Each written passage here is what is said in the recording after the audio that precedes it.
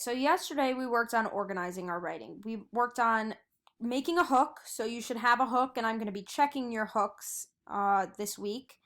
And then you should also have started step three, which is writing about their childhood. We're kind of doing this in order. So I showed you guys some of mine yesterday, and I actually changed a little bit of it. And I've added to it, which you guys are going to do today. So I added a little more. So after learning about how he made comic strips and went to college for the first part of his career, then I learned that he moved on to children's books. And when did he do that? He moved on to children's books after realizing that he had a talent in making these political cartoons, these comic strips. So he decided, if I'm good at comic strips, then I must be good at illustrating and all of that. So he illustrated for a few authors and they liked his illustrations, and then he tried to write on his own, but nobody liked his books. Nobody liked them is kind of unclear. Nobody liked his books. See, so we change as we go. A lot of people hated his writing because the words that he used were made up. The characters' names didn't make sense either, and they had never heard of such weird names, animals, and made up nonsense words, because we know that Dr. Seuss makes up all these different words. In fact, he went through 30 publishers. Those are people who tell you if your book is worthy of being sold or not, before he found somebody who wanted to read his book and show it to other people.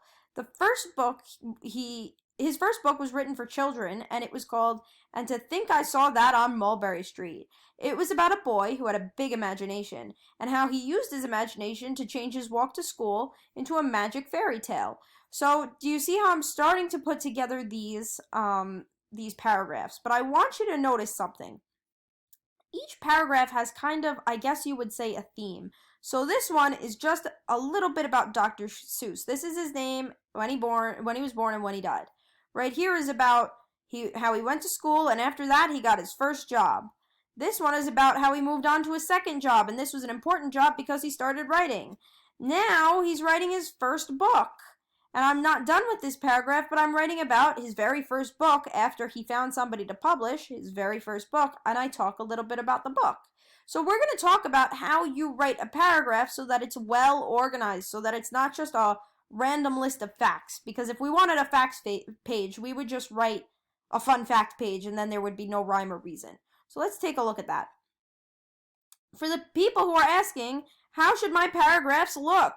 And for those who need a little more help putting their paragraph together, the first sentence tells you what the whole paragraph is about. So if your first sentence says, Dr. Seuss was a really funny guy, the only thing you're writing in that paragraph is things that are funny that he did. Maybe he said things that were funny. Maybe he wrote funny books, and you tell only about those funny books. So for the first one, I'm writing this person. This person is your person, and you have to fill in the facts. So if your person did not have many jobs, you're not writing about their many jobs. So this is what your first sentence would look like. This person had many jobs when they were growing up. This paragraph is going to talk about this person, and instead of this person, it should be your person's name, and the jobs they had. If they didn't ever have a job, then you're not writing this sentence. But this is an example person. So this person had many jobs when they were growing up. Okay, now I know that this whole paragraph is going to be the details about their jobs growing up. And here, they actually had 7 jobs from the age of 15 to the age of 20. There. Their first job was making bread in a bakery. The next job was fixing cars. Okay, but that doesn't really tell me anything. So from age 15 to 20, they had 7 jobs, and I know 2 of them. Well, let's add in a little more detail. When you know how old they were when they had these jobs, you add that in. So I'm going to take this, and I'm going to change it into this. They actually had 7 jobs from the age of 15 to 20. The first was making bread in a bakery. They worked in the bakery starting at age 15 and stayed for 2 years before leaving.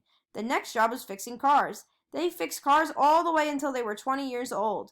They worked smaller jobs at the same time and sometimes had 2 or 3 jobs at a time. They worked hard to make money and support their dream. Now remember, my person is not a real person, but already I can kind of see this person coming together.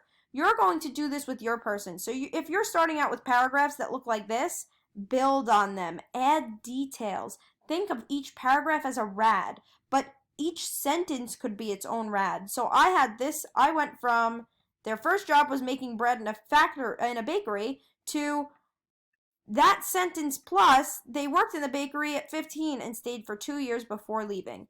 Now again, my sentence, these are all made up. This is not a real person. Instead of they, you should be using your person's name.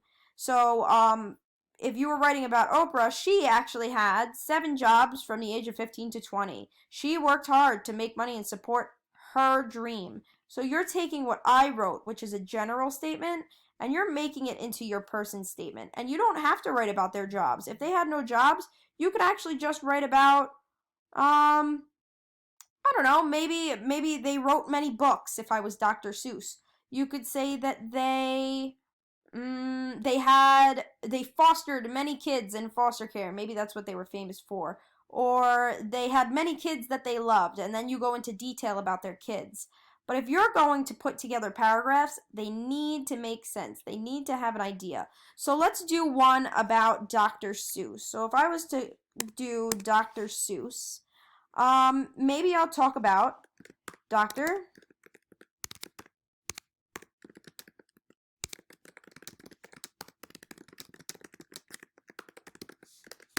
Already I have my starting sentence. Dr. Seuss wrote many books in his lifetime. My whole paragraph. And since he wrote so many, maybe I'm going to actually break it into 2 paragraphs, but we'll talk about how we do that later. So Dr. Seuss wrote many books in his lifetime, and I'm going to start my paragraph. Am I going to write, Dr. Seuss loves going on vacation as the next sentence? No, we are not. We're only writing about his books. So I'm going to start with his favorite book to write was, I don't know, so I'll have to research it. Let's talk about another thing. The book that everyone really disliked that he wrote was... Now I have the bare bones, right? Okay, so Dr. Seuss wrote many books. His favorite book that he wrote was... The book that everyone really disliked that he wrote was... Okay, now let's add in some details. He loved writing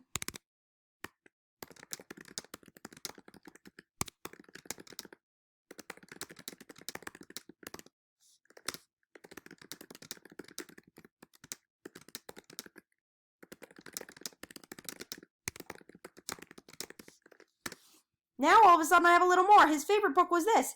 He loved writing this book because he wrote it for his son. His son was sick, so he wrote the book to cheer him up. The book that everyone really disliked was this. They hated the book so much because... And then you give a reason. I don't know what the reason is. I'll have to look it up. If you're missing this information, Google it. Google the book. If I were to Google for that, what was a Dr. Seuss book that everyone disliked? And then I'll find out why. Then I can Google the book name. Why did everyone hate this Dr. Seuss book? So you got to kind of do a little more research. I did not spell his name right again. You got to kind of do a little more research. As you go and you find that you're missing things, bring more things in and start Googling. Start Googling and finding this information out. And eventually yours is going to start to look like mine. And I'm writing as you guys are writing, so I'm going to come up with my own Dr. Seuss book. And you guys are going to come up with your own book about the person that you chose. And we're slowly going to add more and more information. And I am going to add this information to your Google Doc so that you can do your writing based on mine. And I will also add this to your Google Doc so that you can do your writing based on mine. All right? Good luck, guys.